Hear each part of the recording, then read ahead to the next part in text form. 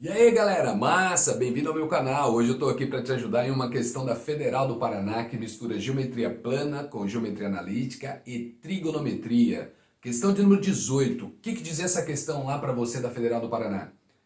A figura ao lado representa um octógono regular com centro sobre a origem do sistema cartesiano. Se o vértice A desse octógono tem abscissa x igual a 8 e ordenada y igual a 6, conclui-se que a ordenada do vértice B é... Para você analisar essa questão, o que nós precisamos lembrar é do seguinte: primeiro passo, estamos falando de um polígono regular. O que nós sabemos? Um polígono regular, ele é inscritível e circunscritível em circunferências concêntricas. E os centros dessas circunferências também são os centros destes polígonos regulares.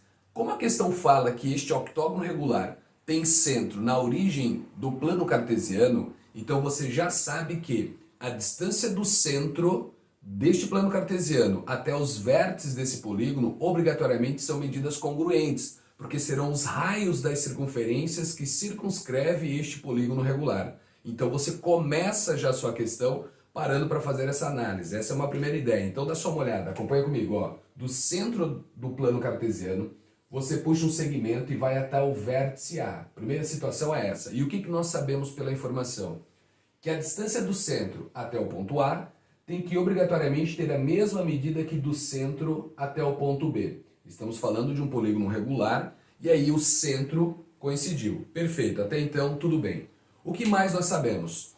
Que em um polígono regular você tem ângulos internos congruentes, ângulos externos congruentes, ângulos centrais congruentes, e o somatório desses ângulos centrais obrigatoriamente tem que ser arcos de uma volta, 360 graus. E como nós temos um polígono regular, esses ângulos centrais, sendo eles congruentes, pelo fato de ser um octógono, você pega o 360 e divide em 8, você passa a saber quanto vale o ângulo entre esses dois segmentos. O segmento de centro, vou chamar de O. Segmento OA e o segmento OB.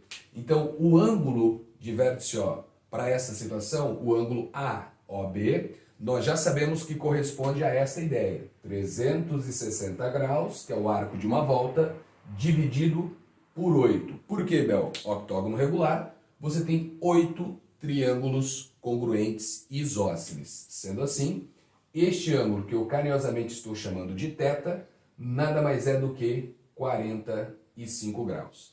Então estamos falando de um ângulo AOB, simbologia, AOB, esse ângulo para você que eu chamei de θ, valendo 45 graus. Essa é a nossa primeira observação. Bacana. Mas o que mais eu sei?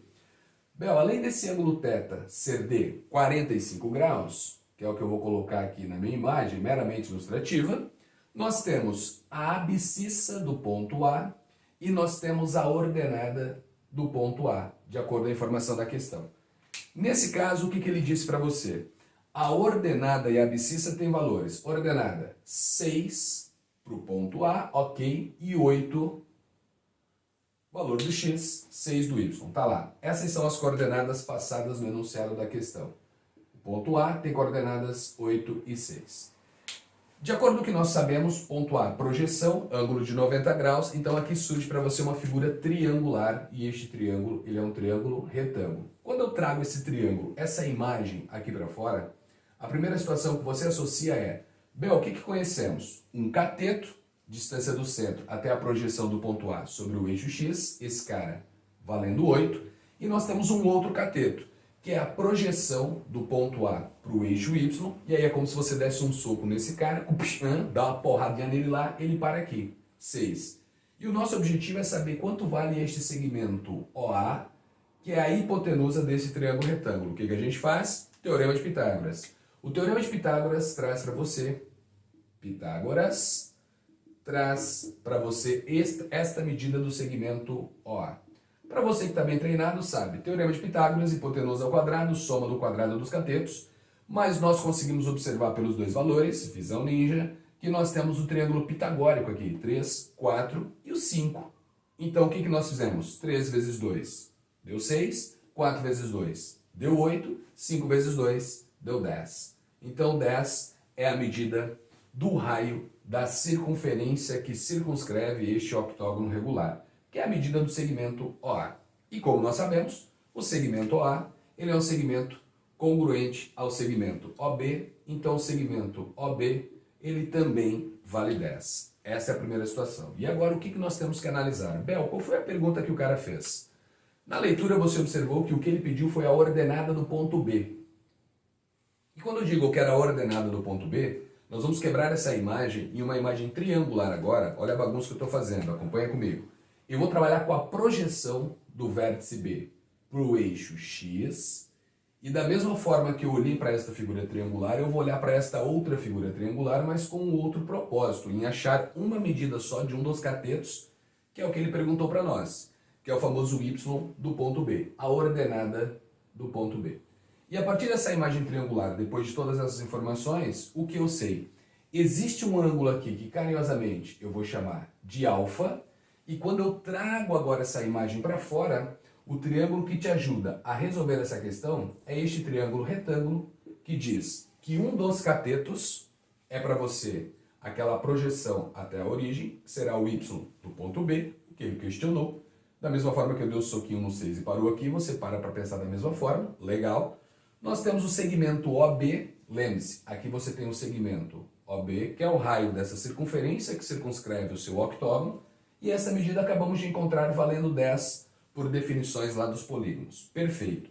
O ângulo que nós temos, um dos agudos que aparece nessa imagem triangular, é o ângulo alfa mais o ângulo 45, que é um dos ângulos internos desse nosso octógono. Então nós temos alfa mais 45. E ao olhar para essa imagem agora entramos aonde? Na trigonometria. Eu tenho um triângulo retângulo, eu tenho um ângulo que é chamado de alfa mais 45, eu conheço a hipotenusa e o meu objetivo é determinar o cateto oposto. Legal? Então, praticamente a questão está pronta, mas temos que lembrar ainda de mais uma relação dentro dessa área da trigonometria. Então, o triângulo retângulo trouxe que informação? Bel, vamos lá? Seno do ângulo, porque estou falando em cateto oposto e hipotenusa.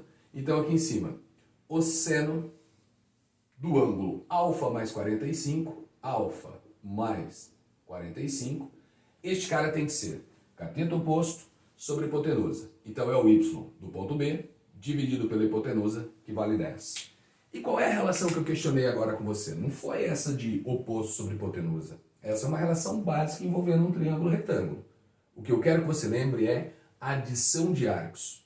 Então, nessa questão da Federal do Paraná, ele está cobrando, olha a mistura que ele fez, que bacana. Trouxe conceito lá da geometria plana, no plano cartesiano, para você analisar a geometria analítica, e agora você entra dentro da trigonometria básica, linkando a adição de arcos. E o que eu tenho? Seno de alfa mais 45, para você lembrar do formulário e não esquecer mais. A adição de arcos diz no formulário que você tem o seno de um ângulo A mais um ângulo B. E o que nós afirmamos para você lembrar nessa adição de arcos, que surge lá uma determinada demonstração para você, mas você efetivamente não fica fazendo demonstração. O que eu preciso lembrar, vamos declamar alguma coisa para você dizendo assim: lá na minha terra tem palmeiras onde canta o sabiá. E aí você conhece muito bem, ao declamar isso, e o que eu vou fazer. Então, se lá na minha terra tem palmeiras onde canta o sabiá, o que é o seno de A mais B? Seno A cosseno B mais seno B cosseno A. Então, agora com o formulário pronto, o que eu digo para você? Relembra comigo. O que é o seno de A mais B? Na minha terra tem palmeiras onde canto sabiá. Seno A cosseno B, seno B cosseno A. Pronto, eu lembrei do formulário. Bacana? Se o sinal é positivo, positivo. Se for negativo, negativo. E você olha para este formulário e diz: quem faz o papel do A é o nosso ângulo alfa. Quem faz o papel do B é o 45 graus. Esse é o primeiro detalhe. E aí você jogou no formulário e disse: então vamos lá, Bel. O seno de alfa mais 45 será seno de alfa cosseno de 45 mais seno de 45 vezes o cosseno do ângulo alfa. Isto é o seno de alfa mais 45, que nós sabemos que é o y do ponto B dividido por 10. E aí, quando você escreveu isso, você parou e pensou assim: Bel, mas eu sei o cosseno de 45 e o seno de 45 porque são arcos notáveis. Mas e o seno de alfa e o cosseno de alfa? De onde vem essa informação? Visão ninja, magia. Onde eu coloquei o ângulo alfa para você, O ângulo alfa ele aparece sendo um ângulo agudo do primeiro triângulo retângulo com as coordenadas 8 e 6 apresentado do ponto A. Então, mais uma vez, olhamos para esse cara, dá só uma olhada. Este ângulo para você é onde está o ângulo alfa. E ao olhar para essa imagem triangular, o Teorema de Pitágoras trouxe para você hipotenusa valendo 10. Novamente, você usa essa informação. Olhando para esse contexto, você diz, Bel, o que eu sei a respeito, então, desse cara? Seno de alfa. Seno é cateto oposto sobre hipotenusa e uma figura triangular quando o seu triângulo é retângulo. Então, o seno de alfa, nós já sabemos olhando para essa imagem, é 6 sobre 10. Vou deixar 6 sobre 10. Você diz, Bel, vamos simplificar. Vamos escrever 3 sobre 5? Não, visão ninja. Dá só uma olhada. O denominador meu vai ser o 10, tanto para seno quanto para cosseno. E o questionado na pergunta para você também tem denominador 10. Então isso pode facilitar o caminho na hora de você estar resolvendo essa questão. Legal? Então vem cá. Seno de alfa vale 6 sobre 10. E o cosseno de alfa, cateto adjacente sobre hipotenusa, esse cara vale 8 sobre 10. Agora sim, terminamos praticamente a questão. Quem é o seno de alfa? 6 sobre 10. Vezes cosseno de 45, raiz de 2 sobre 2. Mais seno de 45, raiz de 2 sobre 2. Cosseno de alfa, 8 sobre 10. Isto tem que ser o y do ponto B sobre 10. Nota que os denominadores 10 eles serão simplificados, ou você deixa dessa maneira e deixa para simplificar no final. Olha o que eu faço. 6 raiz de 2 sobre 20, ou 6 raiz de 2 sobre 10 vezes 2. Vou deixar assim, 6 raiz de 2, 10 vezes 2, mais 8 raiz de 2, 8 raiz de 2, 2 vezes 10, escrevemos 10 vezes 2. Isso é igual ao y do ponto B sobre 10. O que rolou para nós? Somatório do lado esquerdo. O denominador é o mesmo, 20, ou você deixa 10 vezes 2. Perfeito. O que eu vou fazer? 6 mais 8, 14. Então escrevemos 14 vezes a raiz de 2, dividido por quem, Bel? O 10 que está aqui, como nós vamos escrever 10 vezes 2, eu vou tirar e vou mandar para o outro lado multiplicando. Quando eu mandei para o outro lado multiplicando, ele vira numerador de um denominador 10. E divisão de números iguais, a resposta vale 1. Então esta simplificação que você vem fazendo, na verdade, consiste na divisão de números iguais. Então quem será para nós o y do ponto B? 14 raiz de 2 dividido por 2. E 14 raiz de 2 dividido por 2 resulta em 7 vezes a raiz de 2.